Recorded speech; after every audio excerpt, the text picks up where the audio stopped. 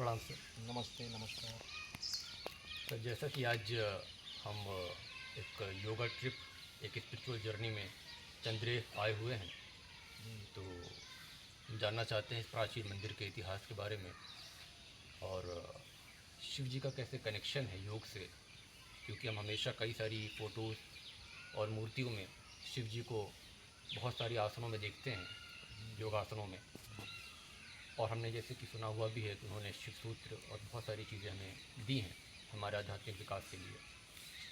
तो पहले तो हमें ये बताएं कि यहाँ का महत्व क्या है, यहाँ का इतिहास क्या है, विशेषता क्या है, और उसके बाद शिव जी का कैसे कनेक्शन है हमारे योग से, उसके बारे में भी हमें कृपया बताएं। अवश्य, बहुत अच्छे सवाल हैं दोनों ही। तो सबसे पहले आपका जो पहला सवाल है, तो जैसा कि हम यहाँ पे महसूस कर पा रहे हैं कि ये बहुत ही रमणीय और सुंदर और पवित्र जगह है। शिव का मंदिर है यहाँ पे, जो कि बहुत ही प्राचीन और भव्य तरीके से बनाया गया है जी वास्तुकला के हिसाब से। और इधर पहाड़ी हैं और बगल में सोन नदी भी है, यहाँ से करीब 1 से 1.5 किलोमीटर की दूरी। सोन नदी। सोन नदी बहती है। और वहाँ पे जाने का हमारा अगला प्रोग्राम भी जी है। जी जी, अगला प्रोग्राम है वहीं जाने का।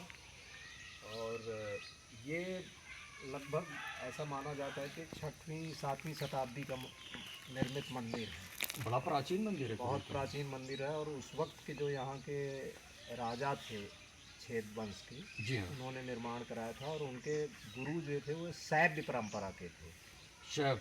शैव परंपरा के शिव के उपासक थे। जी हाँ।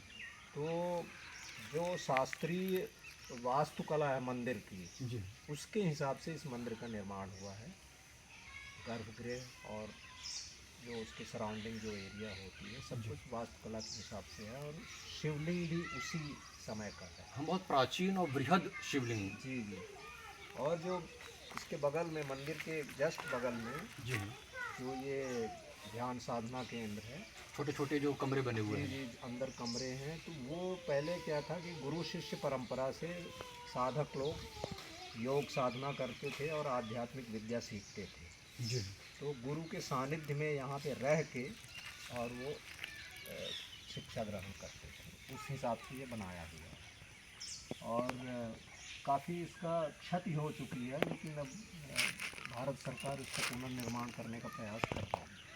अद्भुत काल रहा होगा तब उस समय पे, जब इतना विकसित यहाँ की शिल्पकारी है जी और ध्यान के लिए इतने विशेष तरह के कमरे बनाए गए हैं।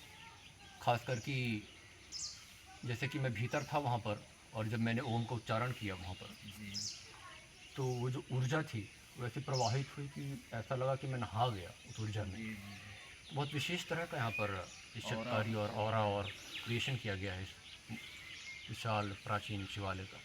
अवश्य। और कमिंग टू, मतलब जो आपका दूसरा सवाल है, भगवान शिव का और योग का जो क्या संबंध है, जी तो योग परंपरा में ऐसा माना जाता है कि हम योग के जो आदि योगी जो हैं, मतलब इस मानवता को योग भगवान शिव ने ही दिया।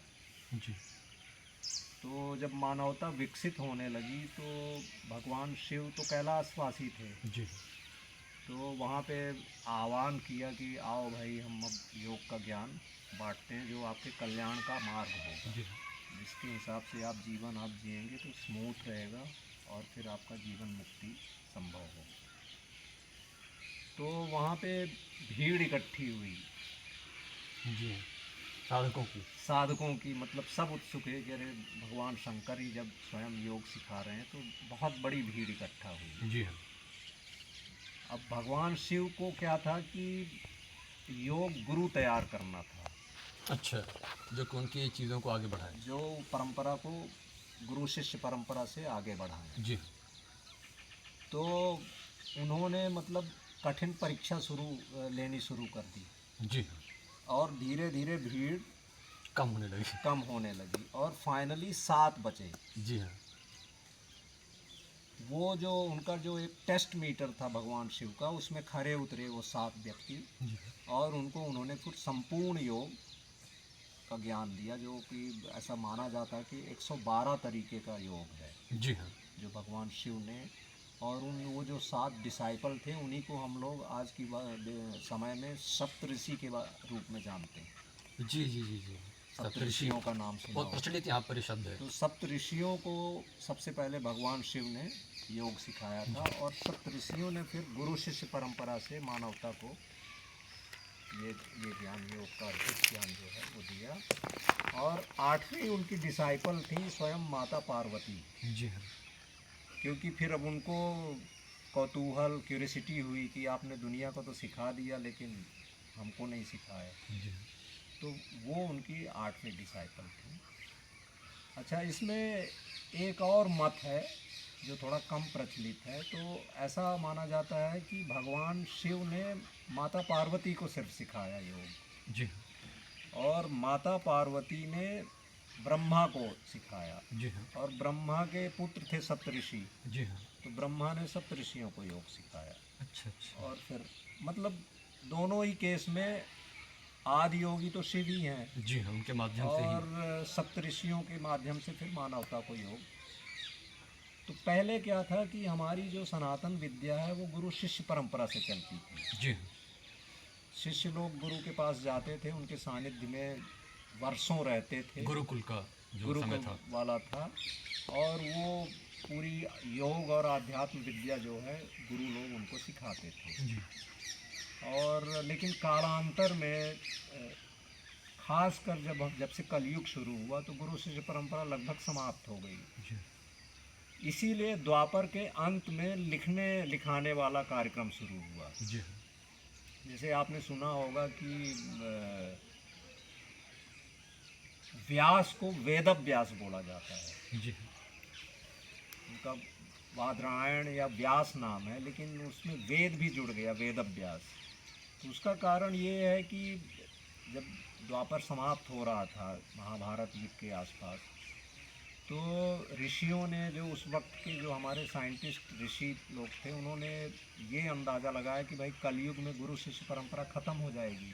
वो तो त्रिकालदर्शी होते हैं। जी तो ऐसा करते हैं कि जो प्रमुख चीज़ें हैं उनको लिख दिया जाए जी ताकि वो प्रिजर्व रहे, भविष्य के लिए। भविष्य के लिए परंपरा चलती रही थी। तो ये ड्यूटी दी गई थी व्यास को। तो सबसे पहले उन्होंने, जो आज की डेट में 4 वेद उपलब्ध हैं हमें, हाँ। वो व्यास का लिखा हुआ है। जी इसी तभी से उनका नाम वेद व्यास पड़ गया। मतलब पूरा ये शिव जी से कनेक्टेड किस तरीके से ट्रेवल हुआ है गुरु जी, शिष्य जी, परंपरा के माध्यम से। जी, तो आज हम लोग योग कर रहे हैं, योग जो भी आसन कर रहे हैं, जो भी प्राणायाम कर रहे हैं, जो भी ध्यान कर रहे हैं, तो हाँ, परंपरागत तरीके से परंपरागत आज तक तरीके पहुंचा से। हुआ है। और मतलब जो आज की डेट में जो योग चल रहा है जी हाँ।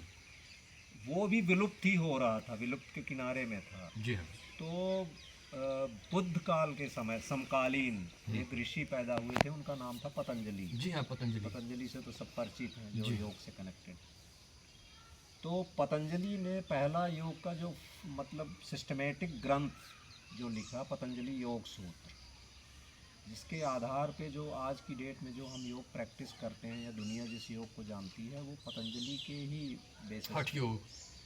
हठ योग, राजयोग, जी हाँ। संपूर्ण वर्णन है उसमें। जी। बड़ा अद्भुत ग्रंथ है, जी हाँ। जी थोड़ा कठिन है समझने में, लेकिन वो इसके बाद तो बहुत सारे विद्वानों ने, ऋषियों ने ग्रंथ लिखे। हठ योग प्रदीपिका, हिरण्य संहिता, शिव संहिता और हठ रत्नावली, जी हाँ। अनेकों ग्रंथ हैं योग पे आधारित, अपने अपने हिसाब से व्याख्या की गई है। जी हाँ, सारे ग्रंथों के बारे में आपसे हम जानकारी लेंगे अपने अगले वीडियोस में सर।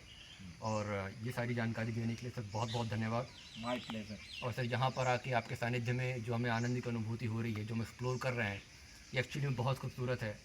और उम्मीद करते हैं कि आगे भी ये जो यात्राएं हैं ये इसी तरीके से चलती रहेंगी। बिल्कुल, सब आदि योगी की कृपा है।